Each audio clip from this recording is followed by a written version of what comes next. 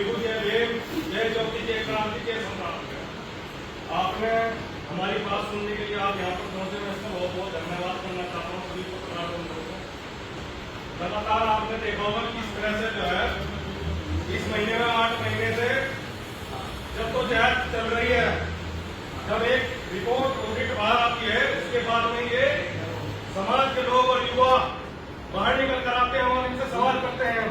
जिस तरह से हमारे वक्ताओं ने बताया पूर्व में भी कि इन्होंने 40 लाख रुपए की आश्रम के अंदर, क्योंकि उन्होंने एक ग्रुप बना रखा है और हमारे बड़े बुजुर्ग उस आश्रम को अभी तक देख रहे थे। बहुत ही सीधे और सज्जन व्यक्ति है और किसी से कोई लड़ाई झगड़ा नहीं करते और ना ही किसी से ऊंचे में बात करते। आपने देख लिया आप इनका स्वभाव, कहीं ना कहीं उनको दबाने की कोशिश की गई। जब ये बात 2 महीने बाद हमारे जैसे युवा क्रांतिकारी साथी बहुत सारे हैं, उन लोगों के बीच में जब ये बात आई कि आश्रम के अंदर ऐसा ऐसा हो रहा है, तो हमने इसकी आवाज उठाने की कोशिश की और वो जो रिपोर्ट थी हमने वायरल की सोशल मीडिया के माध्यम से। वहीं से सिलसिला चलता रहा। उसके बाद में जब वहां पर हम लोग आश्रम में गए तो वहां कोई भी दस्तावेज देने से मना करके उन्होंने कार्यालय के अंदर लगा दिया, कोई भी दस्तावेज महामंत्री और अध्यक्ष के बिना नहीं दिया जाएगा, चाहे वो कोई समाज का व्यक्ति हो चाहे बाहर का हो। तो हमने वहीं से ही चीजें समझ ली कि इनकी मंशा खराब है और वहीं से हमने आवाज उठानी शुरू कर दी और लगातार इनके खिलाफ सोशल मीडिया के माध्यम से और समाज को युवाओं को जगाने का काम तेज प्रताप सैनी और उनकी टीम करती लगातार आ रही है। साथियों, 1-6 तारीख में मीटिंग होती है, हजारों की संख्या में वहां समाज के लोग पहुंचते हैं। अगर आप वहां मौजूद हो गए, आपने जो नंगा नाच देखा होगा, किस तरह से युवाओं को बोलने का मौका नहीं दिया गया, जो हमारी तरफ से वक्ता थे उन्हें बोलने का मौका नहीं दिया गया। और साथियों, मैं आपको ये भी बताना चाहता हूँ, जब मेरा मौका जब वो हरी मंच छोड़ के चले गए और लगातार हम बात रखते रहे हाथ उठा के सम्मान के साथ कि हमें बोलने का 2 मिनट का मौका दिया जाए, तो हमें मौका नहीं दिया गया, क्योंकि उन्हें लगता था कि कहीं ना कहीं जो समाज के युवा है उसी को बोलने का काम करेंगे। लेकिन फिर भी जैसे तैसे मैं मंच पे पहुंचा और जैसे ही मैंने संबोधन शुरू किया, आपने सबने वो वीडियो देखी होगी सारे, तो मैं जैसे ही संबोधन करा था, पीछे से आया और मुझे धोखे से जो है पीछे गिरा और मेरे ऊपर जो है उन्होंने हाथ उठाया। आपने सबने देखा होगा उस वीडियो को। फिर उसके बाद जो समाज के युवा समाज के लोगों को ये चीज अच्छी नहीं लगी, उसको वही धुनाई की गई, आपने भी देखा होगा। ये मामला वही समाप्त हो गया था, मैं इस चीज को वही भूल गया था। 2 दिन बाद उन्होंने वो वीडियो निकाली और वो वीडियो सोशल मीडिया पर चलानी शुरू कर दी। देखिए, क्रिया का प्रतिक्रिया का जवाब देना बहुत ही आवश्यक है और उसका जवाब तेज प्रताप सैनी ने भरे आश्रम में सामने से दिया। और ऐसी ये लोग ऐसे नहीं मानेंगे, अगर ये मानते और ठीक है, वरना पूरा युवा इनका मुंह पाड़े करेगा। अगर ये नहीं मानते, क्योंकि इनकी बात की जागीर नहीं है, ये आश्रम कुछ चंद लोगों की बात की जागीर नहीं है। इन लोगों ने ये कह रहे हैं मीडिया के सामने कि हम इसके फाउंडर मेंबर हैं। ये फाउंडर मेंबर क्या होते हैं आपको भी पता है। फाउंडर मेंबर होता है जिसके बाप ने उस संपत्ति खरीदी हो, उस संपत्ति में पैसा लगाया हो।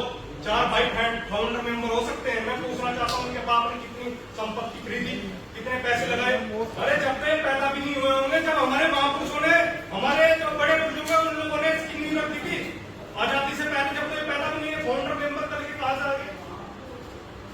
ये अपने बाप की जागीर, इसको समझ रहे हैं इस आश्रम को, ये इनकी गलत दिमाग की गलत वजह, गलत फहमी है। अगर ये सही तरीके से सम्मान पूर्ण तरीके से मानते हो ठीक है, वरना इनका इलाज हमारे पास है, पर्याप्त इलाज है, हर तरीके से इलाज है, हर भाषा में इलाज है। जिस भाषा में ये चाहते हैं उस भाषा में हम इनको समझाने का काम करेगा, प्रत्येक युवा काम करेगा। ऐसा नहीं है कि 10-20 लोग जो है इसके मालिक बन के बैठ जाएंगे, ऐसा नहीं होगा, बर्दाश्त नहीं किया जाएगा किसी स्तर पर। और चाहे वो हम तो हमारे बड़े बुजुर्ग इनका सम्मान करें, समाज का सम्मान कर रहे हैं। समाज जैसे ही हमें आदेश देगा, इनकी तो औकात क्या है उसी पर बैठने लगे छोड़ने का हम लोगों को। तो ये कोई भी भ्रम अपने दिमाग में पैदा करता हो तो ये निकाल दे।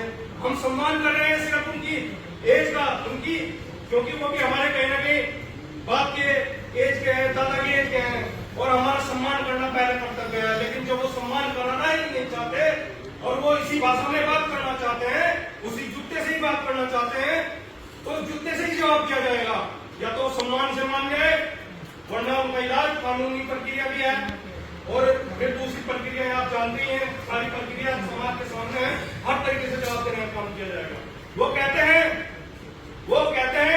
कि कुछ गंदी नाली के कीड़े, मैं पूछना चाहता हूँ समाज के युवा गंदी नाली के कीड़े हैं क्या? वो कहते हैं गंदी नाली के कीड़े हैं कुछ जो ये इस तरह की बातें कर रहे हैं। अगर हम अपना समाज का हक अधिकार और हमारी जो पूर्वजों की संपत्ति है, प्राचीन धरोहर है समाज की, अगर हम उस पर आवाज उठाते हैं तो हम गंदी नाली के कीड़े हैं। और राम सिंह जी के पोते देवेंद्र प्रताप जी पढ़े लिखे होंगे, प्रोफेसर हैं, बड़ी बड़ी डिग्रियां उनके पास होंगे, मैं शायद उनसे बहुत ही कम पढ़ा लिखा हूंगा। वो कहते हैं, तब तो कहते हैं कि ये हमारा सारा समाज है, ये तो समाज में चलती रहती है। फिर कहते हैं कि ये तो कुछ असामाजिक तत्व है। ये उनकी भाषा शैली देखिए आप। अगर हम उनसे अपना अधिकार और समाज की संपत्ति के बारे में ब्यौरा ले रहे हैं तो वो हमें कहने का प्रयास कर रहे हैं कि असामाजिक तत्व किस उद्देश्य से और किस हैसियत से आप लोग ये कह रहे हैं। कहीं ना कहीं वो सोच चुके हैं कि ये हमारे बाप की जागीर है, हमारे दादाओं की जागीर है और कुछ ही चंद लोग उस पर काबिज हो गए हैं। ये होने नहीं दिया जाएगा। मैं आज भी कह रहा हूँ और आगे भी कहूंगा, नहीं घुसने दिया जाएगा। चाहे उसका मुंह काला करके आश्रम के अंदर से केस चलाने का काम करेंगे। प्रत्येक युवा ये बर्दाश्त नहीं होगा, बर्दाश्त नहीं होगा। मैंने पहले भी कहा है, अब भी कह रहा हूँ, ये बर्दाश्त बिल्कुल नहीं होगा। और साथियों, मैं आपको एक और जानकारी देना चाहता हूँ कि समाज के अंदर 10, 20, 30 लोगों के अधिकार है संपत्ति क्या, क्योंकि सैनिक समाज का प्रत्येक युवा दिल्ली, हरियाणा, पंजाब, चाहे वो भारत की समाज से हो, चाहे साकेत कुशवाहा, सबका अधिकार है इस पर। ये लोग चाहते हैं एक परिवारवाद का इस पर अधिकार हो, ये होने नहीं दिया जाएगा। ये इनकी गलतफहमी है दिमाग की। सभी साथ मुझे रेंज है जो विजय क्रांति के साथ मैं अपनी भाषा को